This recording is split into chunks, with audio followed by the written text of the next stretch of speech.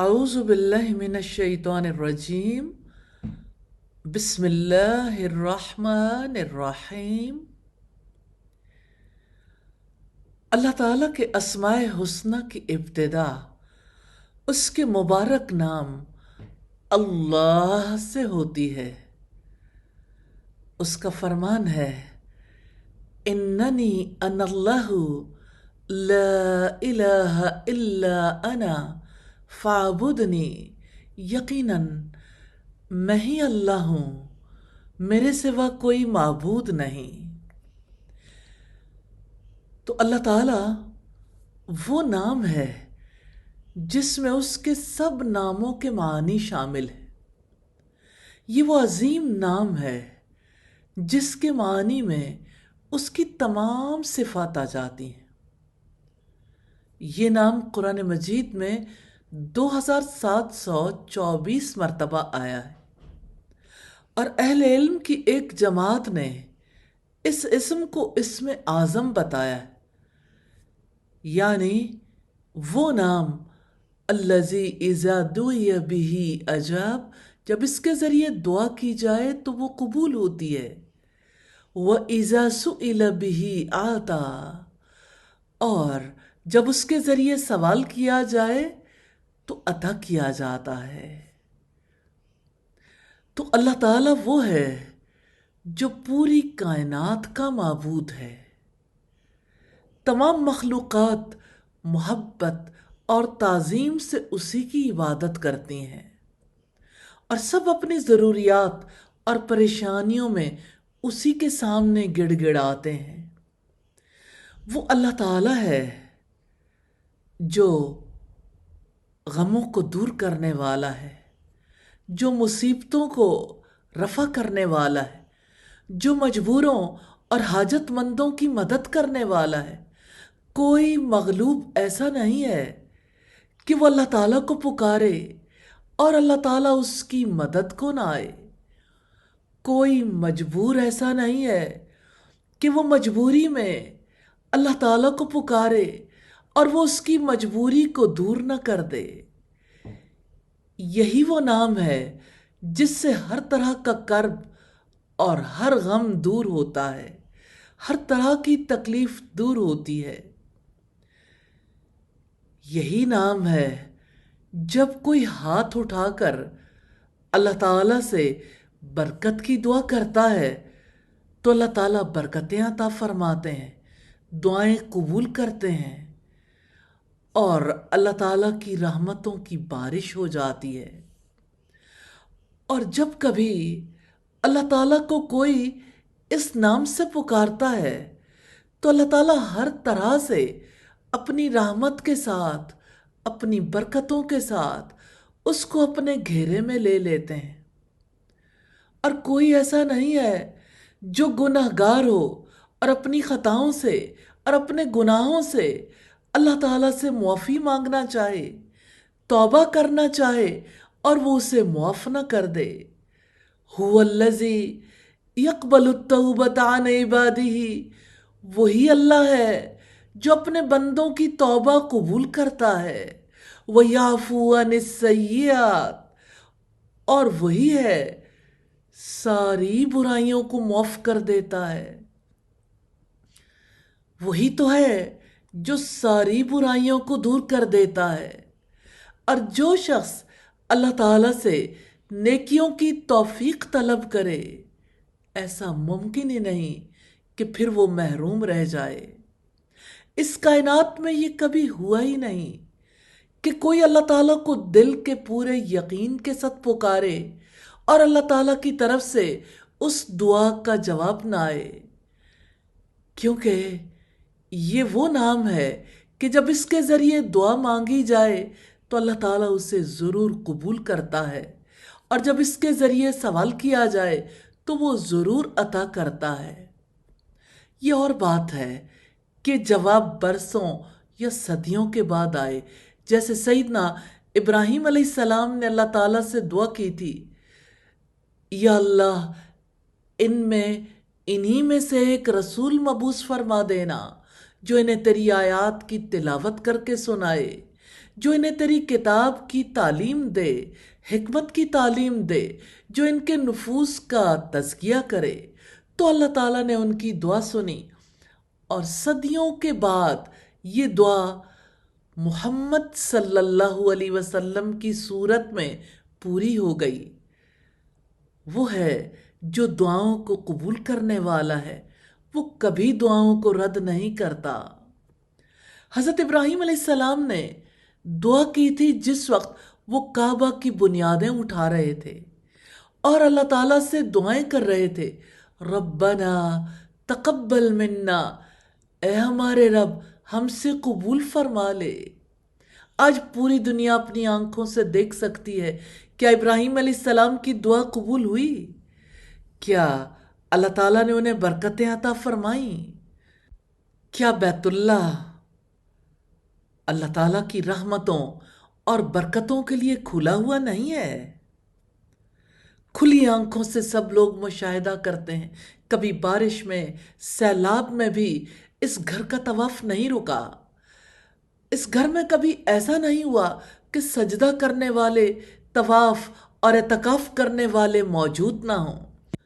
اتنی برکتیں ہیں کہ دنیا کے گوشے گوشے سے لوگ اس گھر میں پہنچتے ہیں۔ یہ دعا ہے اللہ تعالیٰ سے، جب کبھی کوئی پورے یقین کے ساتھ دعا کرتا ہے تو اللہ تعالیٰ اس کی دعا کو قبول کرتے ہیں۔ وہی ابراہیم علیہ السلام ہے نا، جب نکلے تھے اپنے دیش سے، اللہ تعالیٰ کے لیے نکلے تھے، انہوں نے کہا تھا انی ذاہب الی ربی سیہدین، میں اپنے رب کی طرف جاتا ہوں، وہ میری رہنمائی فرمائے گا، وہ مجھے ہدایت دے گا، وہ مجھے کھلاتا اور پلاتا ہے، جب میں بیمار ہوتا ہوں وہ مجھے شفا دیتا ہے، جس سے میں طمع رکھتا ہوں کہ وہ یوم الدین کو میری خطائیں معاف کر دے گا۔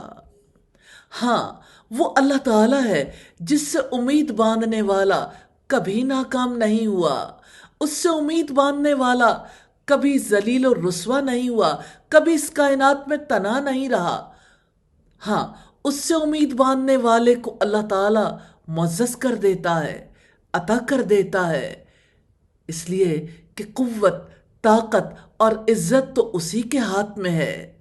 اس نے فرمایا ان القوت للہ جمیعا، یقیناً ساری قوت اللہ تعالیٰ کے لیے ہے، یقیناً ساری عزت اللہ تعالیٰ کے لیے ہے، اور امید رکھنے والے کے لیے امید کا صرف ایک ذریعہ ہے، سارے اسباب کٹ جائیں تب بھی اس سے رشتہ نہیں کٹتا۔ جو لوگ کسی مومن کو تنہا کرنا چاہتے ہیں انہیں سوچنا چاہیے کہ سارے ذرائع ختم ہو جائیں، تعلقات کٹ جائیں، انسان ساتھ چھوڑ جائیں، کیا مومن کو بھی کوئی کاٹ سکتا ہے؟ کیا مومن کی بھی قوت ختم ہو سکتی ہے؟ مومن تو اپنے رب پر امید رکھتا ہے، اس کا اللہ موجود ہے، وہ مدد کرنے والا ہے، وہ کبھی اپنے بندے کو تنہا نہیں رہنے دیتا، وہ کبھی اسے محروم نہیں رہنے دیتا۔ اس ایک اللہ کا خوف ہو تو انسان کے لیے سارے خوف ہیچ ہو جاتے ہیں۔ وہ ایک سجدہ جسے تو گراں سمجھتا ہے، 1000 سجدوں سے دیتا ہے آدمی کو نجات۔ اسی ایک اللہ کے ساتھ ناطہ جوڑنے والے کے لیے خوشخبری ہے۔ یہ بہت بڑی دولت ہے کہ مومن کہیں بھی چلا جائے وہ تنہا نہیں ہوتا۔ جو اللہ تعالیٰ کا خوف رکھ کر، اللہ تعالیٰ سے امید باندھ کر اللہ تعالیٰ سے طلب کرتا ہے، اللہ تعالیٰ اس کا دامن اپنی رحمت سے بھر دیتا ہے۔ جس کا ایک اللہ پر اعتماد ہے اس کے لیے خوشخبری ہے، وَمَن يَتَوَكَّلْ عَلَى اللَّهِ فَهُوَ حَسْبُهُ، جو ایک اللہ پر توکل کرتا ہے اللہ تعالیٰ اس کے لیے کافی ہو جاتا ہے۔ ایک اللہ پر توکل کرنے والا کبھی ناکام نہیں ہوتا۔ جب کبھی کوئی ایک اللہ سے طلب کرتا ہے اللہ تعالیٰ اس کا دامن بھر دیتا ہے، وہ اسے کبھی تنہا نہیں چھوڑتا۔ جو اللہ تعالیٰ سے توبہ کرتا ہے اللہ تعالیٰ اس کے دامن پہ لگے ہوئے سیاہ دھبے مٹا دیتا ہے اور اس کا سیاہ دامن سفید کر دیتا ہے۔ جو شخص اس کی طرف لپکتا ہے وہ زمانے بھر میں سب سے منفرد اور معزز ہو جاتا ہے۔ اور کیوں نہ ہو وہ جہانوں کا بادشاہ ہے۔ تبارک الذی بیدہ الملک وہو علی کل شیء قدیر۔ بڑا بابرکت ہے وہ جس کے ہاتھ میں تمام بادشاہت ہے اور وہ ہر چیز پر پوری قدرت رکھنے والا ہے۔ اور کیوں نہ ہو، سارا اختیار اسی کا ہے، وہ مختار کل ہے، اس کے سوا کسی کا کوئی اختیار نہیں۔ وہ جو چاہتا ہے پیدا کرتا ہے، جسے وہ چاہتا ہے منتخب کرتا ہے، اور انہیں اس کا کوئی اختیار نہیں۔ اور سارے خزانے اسی کے ہاتھ میں ہیں۔ وَإِن مِّن شَيْءٍ إِلَّا عِندَنَا خَزَائِنُهُ، اور کوئی چیز ایسی نہیں جس کے خزانے ہمارے پاس نہ ہوں۔ اور اس سے تعلق رکھنے والا کیوں نہ معزز ہو جائے کہ عزت اور ذلت تو اللہ تعالیٰ کے ہاتھ میں ہے۔ قُلِ اللَّهُمَّ مَالِكَ الْمُلْكِ تُؤْتِي الْمُلْكَ مَن تَشَاءُ وَتَنزِعُ الْمُلْكَ مِمَّن تَشَاءُ وَتُعِزُّ مَن تَشَاءُ وَتُذِلُّ مَن تَشَاءُ بِيَدِكَ الْخَيْرُ اِنَّكَ عَلَى كُلِّ شَيْءٍ قَدِيرٌ۔ آپ کہہ دیں، اے اللہ بادشاہی کے مالک، تو جس کو چاہتا ہے بادشاہی دیتا ہے، اور جس سے چاہتا ہے بادشاہی چھین لیتا ہے، اور تو جس کو چاہتا ہے عزت دیتا ہے، اور جس کو چاہتا ہے ذلیل کر دیتا ہے۔ تیرے ہاتھ میں ہی سب بھلائی ہے، تو ہر چیز پر یقیناً پوری طرح قدرت رکھنے والا ہے۔ اور اللہ تعالیٰ عالم الغیب ہے۔ قُلْ لَا يَعْلَمُ مَنْ فِي السَّمَاوَاتِ وَالْأَرْضِ الْغَيْبَ إِلَّا اللَّهُ۔ اب کہہ دیں کہ اللہ تعالیٰ کے سوا آسمانوں اور زمین میں جو بھی ہے غیب نہیں جانتا، اور صرف اللہ تعالیٰ کو پکارنا برحق ہے۔ لَهُ دعوت الحق، اسی کو پکارنا برحق ہے۔ صرف اللہ تعالیٰ ہی عبادت کا مستحق ہے۔ اس نے فرمایا، یا ایھا الناس اعبدوا ربکم الذی خلقکم والذین من قبلکم لعلکم تتقون۔ اے لوگو، اپنے رب کی عبادت کرو جس نے تمہیں اور ان لوگوں کو پیدا کیا جو تم سے پہلے تھے، تاکہ تم تقوی اختیار کرو۔ اللہ تعالیٰ کے نام کی خصوصیات میں سے ہے کہ عام اذکار اسی کی طرف نسبت دیے جاتے ہیں۔ لا الہ الا اللہ، اللہ اکبر، الحمد للہ، سبحان اللہ، لا حول ولا قوت الا باللہ، بسم اللہ، ماشاء اللہ، انشاءاللہ۔ اسی کے نام سے ہم اپنے کاموں کا آغاز کرتے ہیں، اسی کی حمد بیان کرتے ہیں جب کام اختتام کو پہنچتے ہیں، اور اسی پر ہم بھروسہ کرتے ہیں اور اسی کو اپنے لیے کافی سمجھتے ہیں۔ حسبی اللہ، اللہ تعالیٰ میرے لیے کافی ہے، اور انا للہ، بے شک ہم اللہ تعالیٰ کے ہیں اور اسی کی طرف لوٹ کر جانے والے ہیں۔ تو اللہ تعالیٰ کے اس نام کا تقاضا ہے کہ اس سے سب سے بڑھ کر محبت کی جائے، اپنے آپ سے، اپنے گھر والوں سے، اپنی اولاد سے، اور پوری دنیا سے بڑھ کر، کیونکہ وہی ایک تو ہمارا معبود ہے، وہ جس نے ہمیں ہر نعمت عطا کی ہے، وہ جس کے لیے سارے اچھے نام ہے، وہ جس کے لیے خلق بھی ہے اور امر بھی، وہ جس کے لیے ساری تعریف ہے۔ ہاں، اس کا حق ہے کہ ہم اس سے محبت کریں، اور اس سے بھی محبت کریں جس سے وہ محبت رکھتا ہے۔ ہاں، وہ حق رکھتا ہے کہ جس سے وہ بغض رکھتا ہے اس سے ہم بھی بغض رکھیں، یہ کہ اسی کے لیے دوستی کریں اور اسی کے لیے دشمنی رکھیں۔ ایمان کا مزہ تو وہی چکھتا ہے جس کی ساری محبت اللہ تعالیٰ کے لیے ہو، جو اسی کے لیے محبت کرے اور اسی کے لیے بغض رکھے۔ اللہ سبحانہ و تعالیٰ یہ حق رکھتا ہے کہ اس کی تعظیم کی جائے، اس پر توکل کیا جائے، اس سے خوف کھایا جائے، اس سے امید باندھی جائے، صرف اسی ایک کی اخلاص کے ساتھ عبادت کی جائے، اسی کے لیے نماز پڑھی جائے، اسی کے لیے روزہ رکھا جائے، اسی کے لیے قربانیاں کی جائیں، اسی کے لیے زندگی گزاریں، اسی کے لیے جان دے دیں۔ ہاں، ہمیں زندگی میں اللہ تعالیٰ ہی کی عبادت کرنی ہے، اسی کا حکم ماننا ہے، اپنے اختیار سے اللہ تعالیٰ کی اطاعت اور بندگی کا حق ادا کرنا ہے، اللہ تعالیٰ کا تقوی اختیار کرنا ہے، اسی سے دعائیں کرنی ہے۔ اس کے خزانے ختم ہونے والے نہیں، اور اللہ رب العزت کی عزت کے لیے جینا ہے اور عزت اسی سے مانگنی ہے، صرف اسی سے دعائیں کرنی ہے اور یقین رکھنا ہے کہ اس کے سوا کوئی کام نہیں کر سکتا، صرف اسی کے لیے نظر ماننی ہے۔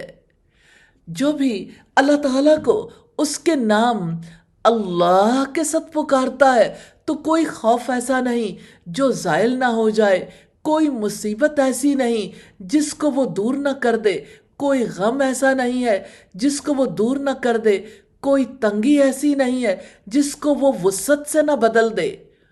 اس عظمت والی ذات کے ساتھ تعلق رکھنے والا کوئی ضعیف اور کمزور ایسا نہیں جس کو اللہ تعالیٰ قوت عطا نہ کر دے، کوئی ذلیل ایسا نہیں کہ اللہ تعالیٰ سے وہ عزت طلب کرے اور اللہ تعالیٰ اس کو عزت عطا نہ کرے، اور کوئی فقیر ایسا نہیں جو اللہ تعالیٰ کے ساتھ تعلق بنا لے اور اللہ تعالیٰ اسے غنی نہ کر دے۔